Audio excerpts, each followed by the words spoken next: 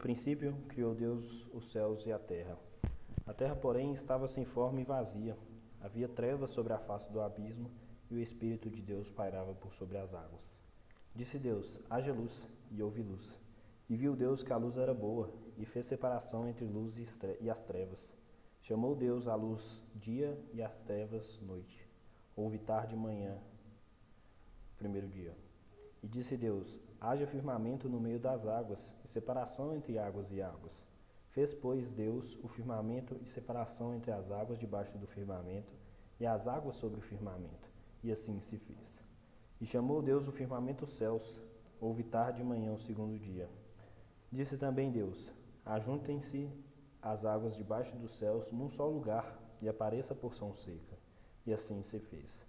A porção seca chamou Deus terra, e o ajuntamento de águas mares. E viu Deus que isso era bom.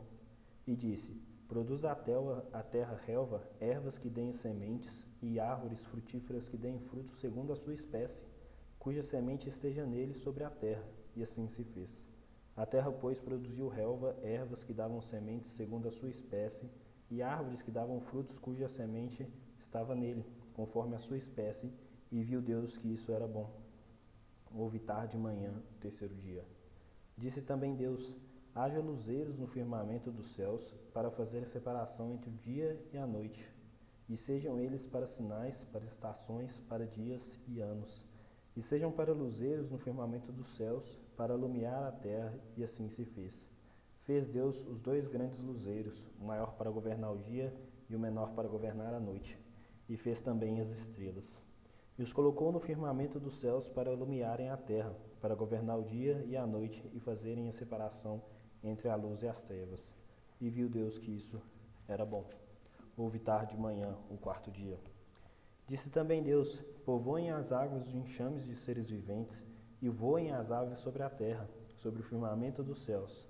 Criou, pois, Deus os grandes animais marinhos, e todos os seres viventes que rastejam, os quais povoavam as águas segundo as suas espécies, e todas as aves segundo as suas espécies.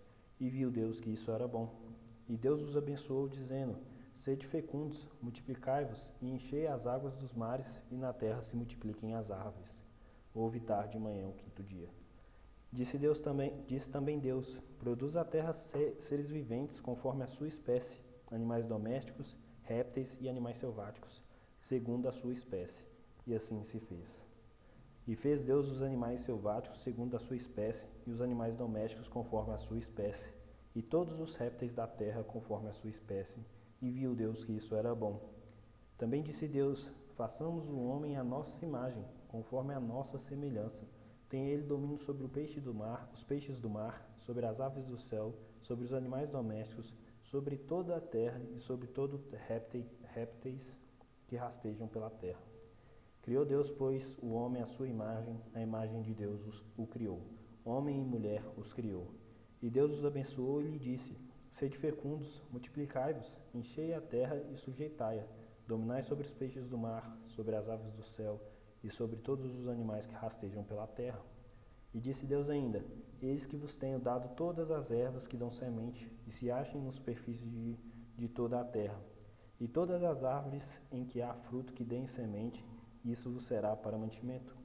E todos os animais da terra, e todas as aves dos céus, e todos os répteis da terra, em que há fôlego de vida, toda a erva verde lhe será para mantimento. E assim se fez. Viu Deus tudo quanto fizera, e eis que era muito bom.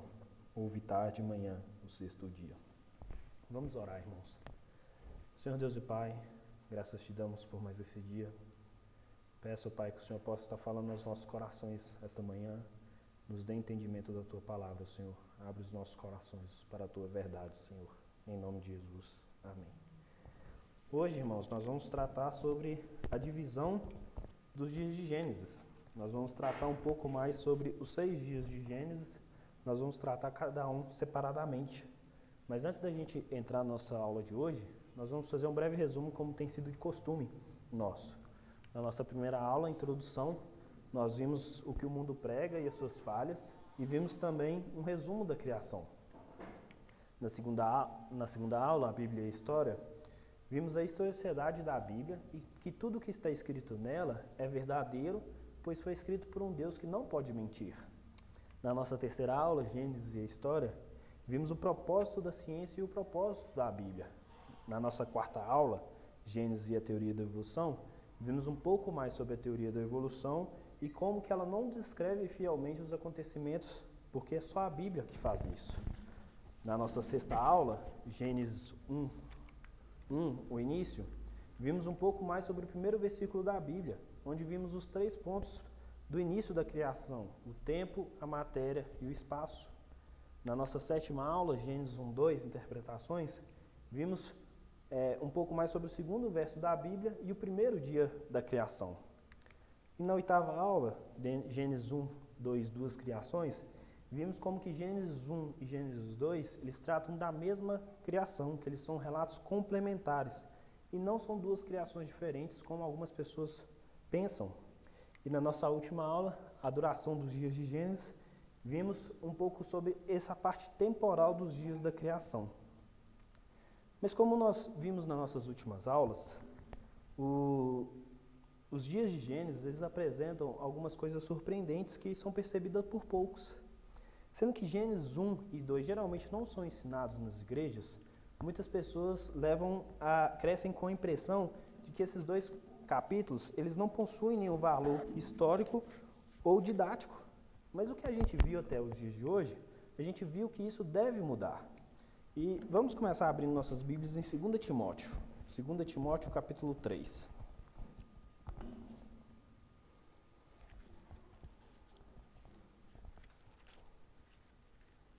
2 Timóteo, capítulo 3, do verso 16 e 17.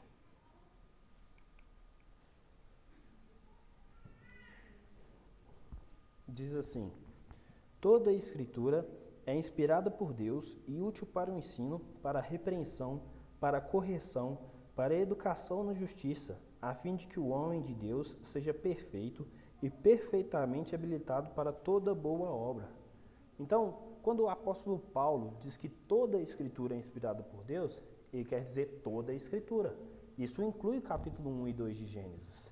Mas não é difícil a gente entender por que esses 2 capítulos eles não são ensinados ou mesmo pregados nas igrejas. A ciência moderna, com todas as suas falhas e incoerência, torna-se um livro base para o ensino pelo qual a verdade que eles pregam seja conhecida. E muitas pessoas preferem aceitar o que a ciência tem a dizer através dos divulgadores científicos do que o que Deus relatou na palavra. E muitos que fazem isso. Mas tem um versículo que nos ajuda muito a entender isso. Vamos abrir nossas Bíblias agora em Romanos 1, 25. Carta de Paulo aos Romanos, capítulo 1, no verso 25.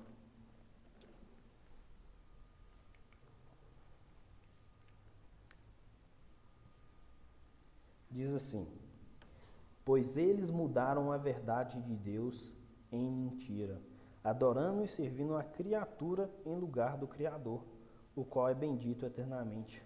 Amém. Então vemos que os homens mudaram a verdade de Deus em mentira. Então, assim, nós precisamos retornar ao ensino dado por Deus, que Deus criou todas as coisas para a gente viver nesse mundo que Ele criou, e a gente precisa desse ensino para a gente se relacionar tanto com Deus quanto com a criação de Deus. Mas, entrando então nos eventos da criação, de Gênesis 1 e 2, eles revelam, na língua original, no hebraico, detalhes do processo da criação de Deus, o qual ele trouxe à existência todas as coisas. 2 verbos no hebraico são utilizados com muita frequência no capítulo 1 de Gênesis. E esses verbos é o bará e o verbo assar. A gente vai falar o significado deles um pouco mais para frente. Mas vamos, antes de entrar nos significados, vamos ver como eles são usados. A gente tem no verso 1, que diz... desculpa porque está um pouco pequeno, irmãos, mas é porque são alguns versículos e aí para caber todos no mesmo slide. Mas diz assim: no princípio, Deus bará. Eu coloquei só a tradução do verbo em hebraico, só para a gente ter um contexto. Mas, no princípio, Deus bará os céus e a terra. No verso 7 de Gênesis 1, diz assim: então Deus assá o firmamento e separou as águas que estavam abaixo do firmamento das que estavam por cima. Então, nós já vimos bará e assá. No verso 16, novamente, o verbo assá, que diz assim, Deus assá os dois grandes luminares, o maior para governar o dia e o menor para governar a noite. Assá também as estrelas. Então, duas vezes o verbo assá no verso 16. No verso 21, nós temos assim, assim Deus bará os grandes animais aquáticos e os demais seres vivos que povoam as águas. Então, mais uma vez, o verbo bará. No verso 25, diz assim, Deus assá os animais selváticos de acordo com suas espécies, os rebanhos domésticos de acordo com suas espécies, e os demais seres vivos da terra de acordo com suas espécies. E no verso 26, diz assim, então disse Deus, assá o homem à nossa imagem, conforme a nossa semelhança. Então, a gente viu alguns versículos, tem mais alguns aqui, irmãos. No verso 27, diz assim, bará Deus o homem à sua imagem, a imagem de Deus o bará, homem e mulher os bará. E no verso 31, e viu Deus que tudo que assá e tudo havia ficado muito bom. Então, nós temos esses versículos do capítulo 1, que nós temos essas palavras que ajudam a nós entendermos como que foi o processo da criação.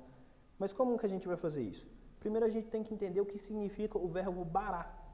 O verbo bará, ele foi traduzido para a língua portuguesa como criar, mas o seu significado é muito maior do que apenas criar. O seu significado é trazer à existência daquilo que ainda não existe. É literalmente trazer à existência algo do nada. Então, é trazer à existência algo do nada. Já o verbo assá, ele foi traduzido como fazer. E ele possui também um significado muito maior do que apenas fazer. Ele significa trazer algo à existência daquilo que já existe. Então, é pegar algo que existe e trazer algo novo à existência a partir daquilo. Então, Deus trouxe à existência algumas coisas do nada, então ele trouxe algumas coisas à existência do nada, e outra das coisas que ele já havia criado, ele trouxe novas coisas à existência. Para a gente entender isso bem, esse contexto, vamos usar a criação do ser humano.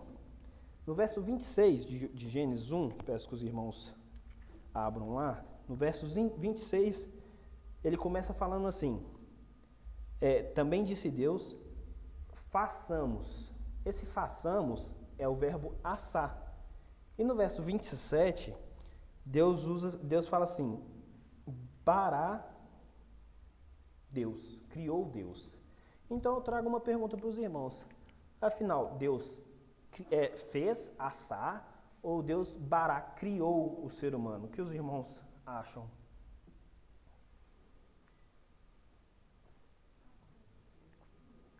Assá? Tânia? Aquele bará. Então, a resposta é que Deus fez ambos. Deus criou e Deus fez o ser humano. Vamos ver isso em Gênesis 2:7, na narrativa da criação do homem. Diz assim Gênesis 2:7. Então formou o Senhor Deus ao homem do pó da terra, lhe soprou nas narinas o fôlego de vida, e o homem passou a ser alma vivente. Esse verbo aqui de formar é um verbo grego, hebraico também chamado yatsa, que é o mesmo que é utilizado em Gênesis 2:19, que diz assim, eu pus ali para os irmãos, aqueles que quiserem acompanhar, havendo, pois, o Senhor Deus formado a terra, todos os animais do campo e todas as aves do céu, trouxe-os ao homem, para ver como esse lhe chamaria, e o nome que o homem desse. Ô Adriano, você abaixa só um pouco, que está dando uma microfonia aqui, por favor? Obrigado. Para ver como esse lhe chamaria. E o nome que o homem desse a todos os seres viventes, esse seria o nome deles. Então, é o mesmo verbo. Então, tanto Adão quanto os animais, eles foram trazidos à existência daquilo que algo que já havia sido criado. E aí eu pergunto aos irmãos, alguém sabe qual o material que o homem, os animais e a terra foi criado? Oi? Do pó da terra, exatamente. Mas o homem, os animais e a terra, tudo são pó. Mas aí qualquer similaridade entre o homem e os animais param aí. que eles foram criados do pó da terra. E uma razão muito simples, que a gente vê na primeira parte do verso 7 do capítulo 2 de Gênesis, que ele fala que qual Deus assá o ser humano, que Deus fez o ser humano. Essa parte explica o processo que Deus fez o homem do pó da terra. Mas a segunda parte do verso 7 de Gênesis, do capítulo 2 de Gênesis, ele fala o processo ao qual Deus criou o homem, ao qual Deus bará o homem. Deus, o ser humano, se tornou um ser vivente, como diz o texto, não de algo que já existia. Deus não pegou algo que existia e aí fez o homem se tornar ser vivente, mas pelo fôlego de vida que Deus soprou nas narinas do homem. Deus, portanto, traz algumas coisas da existência do nada e outras ele trouxe a existência daquilo que já havia criado, como a gente viu nesse exemplo da criação do homem. E esses dois versos mostram claramente o processo da criação utilizado por Deus. Então a gente viu que Deus criou e fez todas as coisas em 6 dias. E existe uma ordem para esses eventos que não é aleatória, como a gente viu também na nossa última aula. Existem sinais claros do planejamento de Deus e a gente vai ver esses dias. Vamos começar com um bloco primeiro, com um bloco dos primeiros 3 dias. E aí no primeiro dia, o que Deus fez? Deus criou a luz. E a luz, do ponto de vista físico, não é nada mais do que radiação eletromagnética. E a gente viu a radiação eletromagnética algumas aulas atrás. A luz visível é uma pequena parte da extensão de todo um espectro de radiação que Deus criou no primeiro dia. E essa radiação que nós vemos é o que nós chamamos de radiação visível, que é sensível ao olho humano para a gente poder perceber. E ao a gente estudar a radiação elétrica, eu trouxe um exemplo para a gente poder entender um pouco melhor. A gente compreende essa radiação como ondas. E aí eu trouxe uma imagem para ilustrar. Imagine que isso são ondas. E aí a gente tem algumas maneiras de estudarmos essas ondas. Se nós medirmos a distância do ponto do topo de uma onda para o topo da outra onda, a gente chama isso de comprimento de onda. Ou seja, a distância que existe de duas ondas. E se a gente, vamos supor que essas ondas estão todas andando, e a gente fincar uma haste aqui e calcular quantas ondas dessas vão passar por um período de tempo, a gente está medindo a frequência dessa onda. E na frequência a medida é calculada em hertz, ou seja, a onda que passa por segundo. E na luz visível, no que nós vemos, são centenas de trilhões de ondas que a gente vê por segundo. Mas a luz visível que nós vemos não é o único tipo de radiação que existe. Eu trouxe aqui o que nós chamamos de o espectro. O espectro. Apenas essa parte é a que nós vemos. Apenas essa parte. Mas o espectro é muito maior. Ele é muito maior. Ele começa com frequências muito altas, que são essas aqui mais escuras, que é chamada, tem radiação gama e algumas outras. E aí ele vai até as frequências de muito baixo, que aí tem o código Morse e outras frequências. Todas essas frequências, elas são encontradas na natureza que Deus criou. Algumas são encontradas apenas no espaço, outras no corpos celestes, e outras em elementos químicos radioativos, e outras em formas de vida, como nós. E o calor é uma radiação eletromagnética, a radiação infravermelha, que está aqui. E um exemplo disso é porque muitas vezes as pessoas confundem a radiação visível com o que a gente vê com essa radiação eletromagnética. E um exemplo disso é que normalmente, em dias nublados, quando as pessoas vão para a praia, elas acham que não precisam passar protetor solar. Elas confundem então essa radiação que a gente pode ver, de ver o sol, com a radiação infravermelho que nós não podemos ver. A radiação que queima, que nos deixa com aquela vermelhidão e aquela sensação ruim na pele, é a radiação infravermelho, e não o que a gente vê. As nuvens que estão no céu, elas não oferecem nenhum tipo de proteção contra isso. Então, mesmo nos dias nublados, nós nos queimamos na praia sem a devida proteção. E assim como o calor é uma energia eletromagnética, existem várias outras. Temos o raio-x, temos a radiação ultravioleta e tantas outras. Essas são as formas de radiação que foram criadas no primeiro dia. Deus criou essas coisas no primeiro dia. E sabemos disso por uma questão um pouco mais simples. Porque para que haja água líquida, como nós vemos no capítulo 1, verso 2, que o Espírito do Senhor pairava sobre as águas, o calor, já deveria ter calor suficiente para que ela existisse naquela forma. Então, o calor, como nós já vimos, é uma forma de energia eletromagnética. Então, a parte da criação da radiação eletromagnética, que seria a luz, no primeiro dia, também inclui a radiação infravermelha e todo esse espectro de luz que nós temos. Então,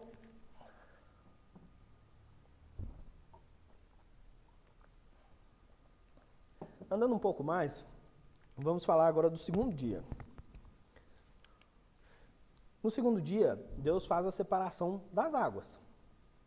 Observe que o que Deus cria no segundo dia não foi a água. Deus não criou a água no segundo dia. A água é um dos elementos primordiais, ela já havia sido criada. Ela já existia, como nós já vimos, se eu não me engano, 2 aulas atrás. O que foi criado, o que foi assar, o que foi feito no segundo dia foi o firmamento. O verbo assar, ele indica que o firmamento que foi criado no segundo dia, ele foi trago à existência de algo que já existia. E a gente deve sempre lembrar que o bará é quando Deus cria algo que veio do nada. A Bíblia nos informa, no seu primeiro verso, que no início Deus criou os céus e a terra. E esses 3 elementos básicos, o tempo, o espaço e a matéria, como nós já vimos em algumas aulas atrás também, foram trazidos à existência no princípio e são fundamentais no processo da criação de Deus. Quando Deus utilizou-se desses elementos básicos para trazer outras coisas à existência, o verbo utilizado é o assar. E esse é justamente o caso do firmamento. O firmamento, ele se inicia na superfície da Terra e vai até o seu limite final nas extremidades do universo. E a gente pode afirmar isso baseado no contexto em que o termo firmamento é utilizado no capítulo 1. No verso 8, Deus chama o firmamento de céus. No verso 14, Deus cria a existência dos corpos celestes no firmamento. E no verso 20, Deus cria as criaturas que voam sobre a terra para voar sob o firmamento do céu. Então a gente vê uma distinção maior, principalmente nesse verso 20, quando a gente vê que é sob o firmamento dos céus que as criaturas irão voar. Andando um pouco mais, no nosso terceiro dia, Deus ordena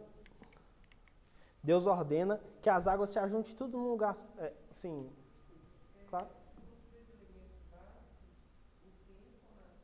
E o espaço. Tempo, matéria e espaço. Então, andando um pouco mais para o nosso terceiro dia, Deus ordena que as águas se ajuntem num só lugar e que a porção seca apareça, que seria a terra.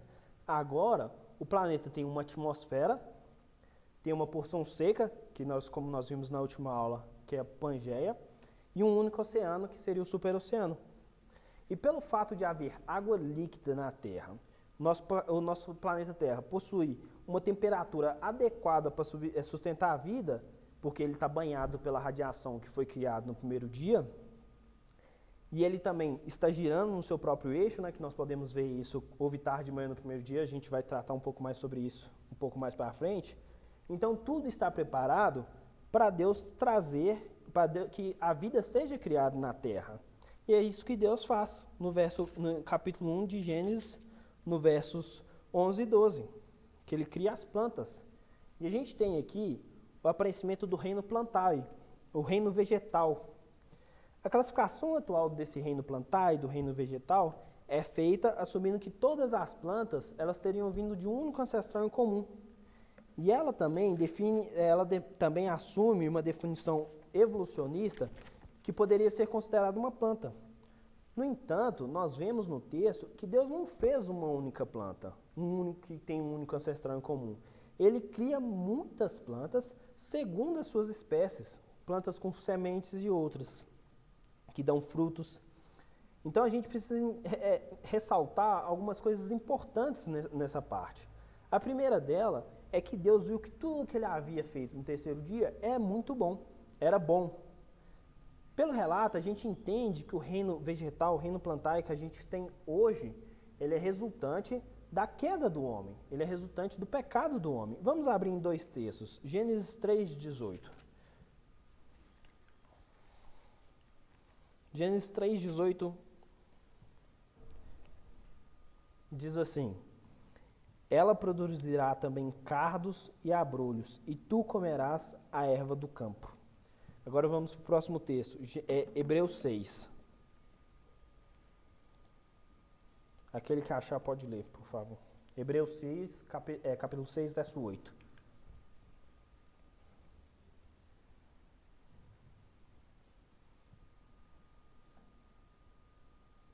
Aquele que achar pode ler, irmãos.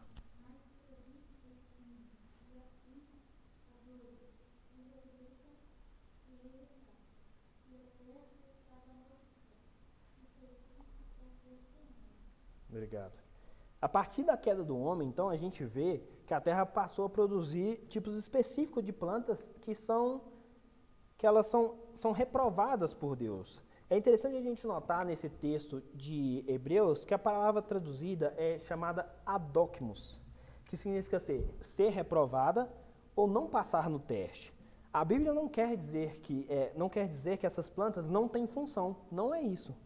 O que a Bíblia diz é que elas não passam no teste de perfeição do Senhor. E um segundo ponto importante para a gente notar está no capítulo de Gênesis, no capítulo 3:18.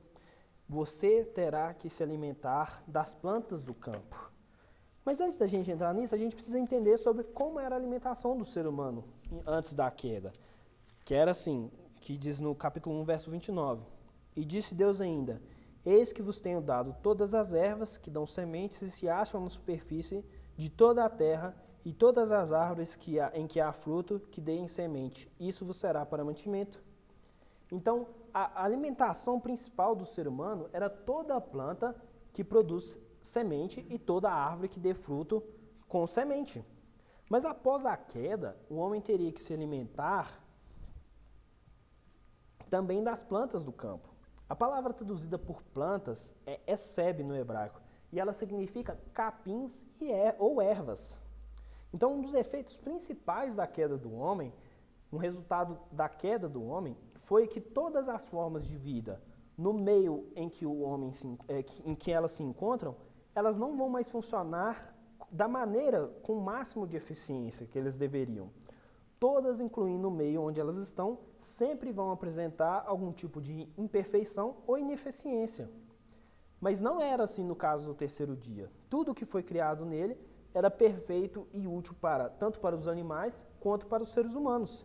E não havia nenhuma planta com sinal de imperfeição ou inutilidade. Então, nesse primeiro bloco, nós vemos que o resumo dos 3 primeiros dias é dado por: no primeiro dia, Deus criou a luz. No segundo, ele separa a água e cria o firmamento. E no terceiro, ele faz aparecer a porção seca, o oceano e as plantas. Agora nós vamos seguir um pouco mais e ver o segundo bloco, os 3 dias, o quarto, o quinto e o sexto. Então, começando pelo quarto dia.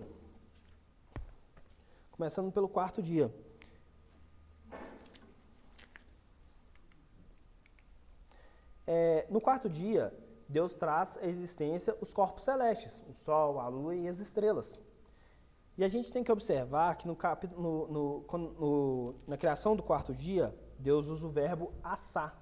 Então, ele trouxe à existência os corpos celestes de algo que ele já havia criado anteriormente. Isso significa que o material básico do qual as estrelas são formadas, ele já havia trazido à existência anteriormente.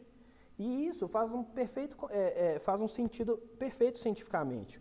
O elemento predominante numa estrela é o hidrogênio. E aí eu pergunto aos irmãos, o hidrogênio também é um elemento químico predominante numa molécula de quê? Que nós temos aqui na Terra.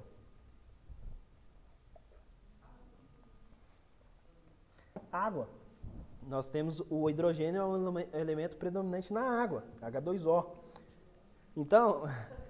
Então, se a gente observar que já havia água no primeiro dia, Gênesis 1:2, que ele diz, o Espírito de Deus pairava sobre as águas, o elemento químico necessário para a criação, para assar das estrelas, ele já existia. Eu não estou dizendo, irmãos, que as estrelas são ou foram feitas de água. Não é isso que eu estou dizendo. O que eu estou dizendo é que o elemento químico para a criação das estrelas, ele já existia em abundância na Terra, que são umas moléculas de água. E tem mais um ponto que é muito interessante a gente tratar com isso, é que os irmãos podem estar se perguntando assim, como seria possível saber a duração dos dias anteriormente da criação do Sol e da Lua? Como que nós sabemos que um dia passou, então, se não existia nem Sol e nem Lua? O que os irmãos acreditam, acham, pensam? Obrigado, Tânia. Alguém quer falar mais alguma coisa? Sim? Não? Exatamente como a Tânia falou, a rotação da Terra. Eu trouxe uma imagem para ilustrar a nossa Terra inclinada, né? E ela rotaciona desse jeito. Então, sendo que Deus criou o Sol e a Lua e as estrelas no quarto dia, muitas pessoas afirmam que não seria possível determinar, então, a duração dos dias anteriores. Mas isso não é verdade. A duração do dia é determinada pela rotação do corpo celeste, é pelo movimento que ele gire, que ele rota. Isso que determina o tempo passado, e não a sua fonte de luz, e não o Sol ou a Lua. A fonte de luz, ela facilita a determinação do tempo que o corpo celeste, no caso a Terra, como nós estamos estudando, para dar a volta no seu próprio eixo, para fazer a rotação total, que na Terra são 24 horas. Mas não é necessário, então o Sol não é necessário para a gente medir o tempo. Mas andando então um pouco mais, vamos agora para o dia 5 e 6. Sim? Essa é uma dúvida que eu sempre tive, até pela própria formação da Terra. Aham. Uhum. E isso eu fiz até lá também, até bem depois do dilúvio, quando fala da mudança de pressão, Uhum. temperatura e tudo na Terra, até que fez com que os homens deixassem de viver 600, 700, Aham. 800 anos, e viver 100, 50. Então eu imagino dessa diferença de tempo dos dias, como fez a rotação, ou a forma que isso acontecia, para que tudo isso fosse formado. Desde o resfriamento do mar de São Paulo, Uhum. de Washington, que não acontece em todo dia, Uhum. até essa própria vida do ser humano. Não sei se isso teve alguma mudança ao longo desse tempo, não sei. Mas por isso eu sempre pensei no dia, o elemento sólido, Uhum. mas esse dia como sendo milhões de anos. Esse pensamento, ele a gente viu um pouco sobre isso na semana passada. Mas o que acontece? Muitas pessoas têm esse pensamento e não tem problema nenhum, é uma questão mais mais pessoal. Mas como a gente viu na semana passada, tem algumas coisas que as pessoas usam muito também a linguística de Gênesis 1 para poder falar da duração do dia, um período de tempo. Só que aí nós tratamos que também tem um quarto mandamento, né, que é a mesma palavra usada para dia em Gênesis 1 é usada para dia no quarto mandamento. Então, assim, teria o caso de como você você trabalharia 6 bilhões de anos para poder descansar 1. Então, assim, tem algumas outras questões. Depois a gente pode conversar mais especificamente sobre isso e tem também a aula no YouTube da igreja se você tiver vontade de assistir, tá bom? Mas então, continuando, o dia 5 e 6, eles narram a criação dos organismos biológicos que não pertencem ao reino vegetal, ao reino das plantas, os animais e os seres humanos. E a gente observa algumas características. No quinto dia, o Senhor Deus cria os animais que vivem na água e os animais que voam no ar. Devido à tradução, novamente, a gente precisa fazer algumas considerações. A primeira é que o verbo que Deus utiliza para quando ele fala que criou os seres marinhos é bará. Então, Deus, a água, não produziu os animais aquáticos. Foi Deus que trouxe os animais à existência, não foi a água. Muitos têm usado esse texto na Bíblia para mostrar que a vida teria surgido na água, o que claramente não é verdadeiro na proposta bíblica. Deus criou a vida aquática. Deus que criou a vida aquática. Ela foi criada na água. O verbo hebraico bará mostra que Deus não criou a vida aquática de algo que ele já tinha criado anteriormente nos outros dias, mas simplesmente ele trouxe a vida aquática da existência do nada. Outro problema também surge com a tradução da palavra hebraica omph, que é essa palavra que eles usam para ave na tradução nossa, porque ela foi traduzida como aves, mas o significado correto dessa palavra é criatura que voa.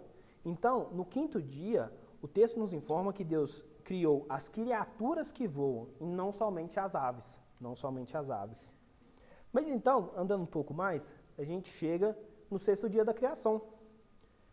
E antes da gente tratarmos a categoria dos animais criados, vamos observar o que Deus disse em Gênesis 1, 24.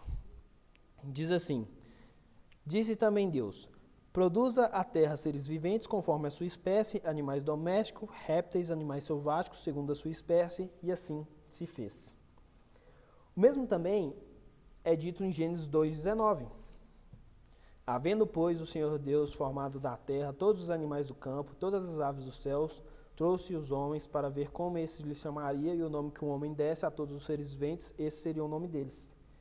Todos os animais terrestres e aves, eles foram criados com o verbo assar, da terra. Então, eles foram criados como o homem foi criado do pó da terra. Então, a gente precisa trabalhar agora com algumas categorias. E para fazer essas categorias, a gente precisa fazer algumas considerações sobre a classificação dos organismos vivos. A ciência, hoje, nos dias atuais, dominada pelo pensamento evolucionista, ela procura classificar os organismos vivos em categorias que supostamente indiquem uma evolução dessa espécie, que com o passar do tempo ela evoluiu e assim eles fazem essa categoria. E essa proposta nem sempre foi assim. A divisão, originalmente, foi proposta por Carolus Linnaeus, no século XVIII. E ele tinha como objetivo principal classificar os organismos vivos em dois reinos, o reino animal e o reino vegetal, e é como a gente conhece até os dias de hoje. O sistema desenvolvido por Linnaeus classifica de forma vinda por meio de similaridades. E 2 pontos são importantes nessa classificação que eram assumidos por ele. O primeiro era que os vários organismos vivos não eram provenientes de um único ancestral comum, mas sim de vários ancestrais comuns criados. E o segundo ponto é que atualmente existem variações desses ancestrais comuns, isso no século XVIII. Então, a gente percebe que a primeira dessas duas hipóteses, ela já não é mais aceita, porque eles acreditam que vem tudo do mesmo animal. E a segunda, ela só aceita em partes. Então, tentar criar essa harmonia entre a proposta científica e a proposta bíblica de classificação é impossível. Então, a gente precisa saber o significado bíblico da classificação das formas da vida criada no sexto dia. Então, vamos começar com a expressão de acordo com as suas espécies, que aparece na narrativa bíblica, tanto na criação das plantas quanto dos animais. A palavra hebraica traduzida por espécie é min. Ela significa um tipo básico, o qual seria um organismo cuja forma original seria geneticamente polivalente. O que isso quer dizer? Que Deus poderia facilmente ter criado um único tipo básico, do qual os cães, os lobos, as raposas, os coiotes, os chacais, as hienas, teriam todos sido os descendentes, como eu trouxe na imagem, um único tipo básico que teria dado origem a vários animais. O mesmo ocorreria com a raça dos cães. Deus não precisaria ter criado uma de cada um. Um único casal polivalente, ele poderia ser, com o tipo básico original, ao longo do tempo, ele teria produzido várias variações. Mas, irmãos, isso não é evolução. Não é evolução. Esse animal ele teria o código genético para poder criar todas essas raças. Isso é a diferença de evolução, que a evolução eles propõem que um animal que não teria esse código genético, a partir de de todas as variações com o longo do tempo, criaria um novo código genético. Mas não, esse animal aqui, ele seria polivalente, ele teria todos esses tipos genéticos, podendo assim dar origem a todos esses animais. Então, Deus não precisaria ter criado cada uma dessas raças, mas assim apenas um casal variante e proveniente do tipo original básico. Então, não estamos tratando aqui, irmãos, de um único ancestral comum para todos os organismos vivos, como os evolucionistas propõem. Estamos tratando de variações que teriam ocorrido a partir dos tipos básicos criados. Então, variações que teriam ocorrido de um único casal. E daqui 2 aulas nós vamos tratar especificamente da criação dos animais. Então, irmãos, esse foi um breve resumo, que é um tema muito interessante para a gente conversar, mas dos 6 dias. Então, foi assim os 6 dias. Algum dos irmãos tem algum comentário ou alguma colocação a fazer? Vamos? Não?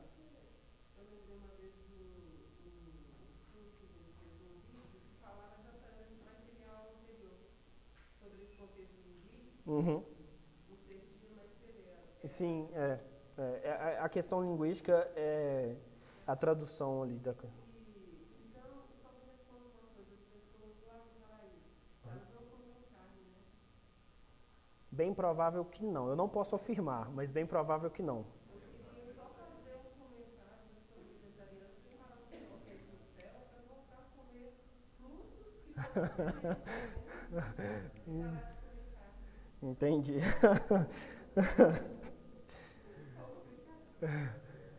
Carne é muito bom.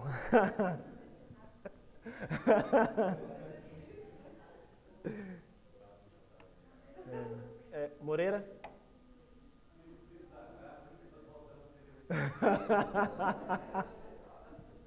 Verdade. Vamos fazer uma oração então para a gente encerrarmos, irmãos? Senhor Deus e Pai, graças te dou pela tua palavra, graças te dou pelo estudo que tivemos. Te peço, ó Pai, que o Senhor possa estar nos dando entendimento da tua palavra, Pai, da tua criação, que possamos estar sempre com um relacionamento fiel e junto a ti, ó Pai. Sê conosco, Senhor. Abençoe o resto do nosso domingo. Prepara os nossos corações para o culto mais à noite. Em nome de Jesus.